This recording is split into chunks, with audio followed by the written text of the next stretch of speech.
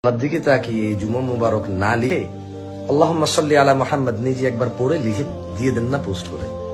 যেই দেখুক পড়ুক, ও পড়বে, ওর উপরে রহমত নাজিল হবে, গুনাহ ক্ষমা হবে, ওর মর্যাদা বৃদ্ধি হবে, ওর যতটা গুনাহ ক্ষমা হবে, যতটা রহমত নাজিল হবে, যতটা মর্যাদা বৃদ্ধি পাবে, অতটা সেম সেম আপনার দিকেও চলে আসবে ওর ভাগ থেকে।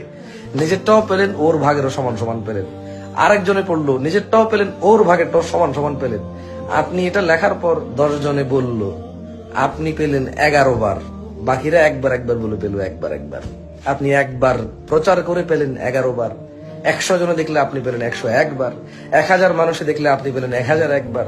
1 লক্ষ মানুষে জানলে আপনি পেলেন 1 লক্ষ 1 বার। 1 কোটি মানুষ জানলে আপনি পেলেন 1 কোটি 1 বার।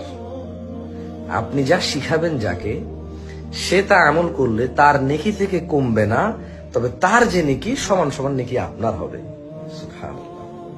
এই জুমা মুবারক বললে কি হবে আমার জানা নাই, সত্যি জানা নাই। কেমন?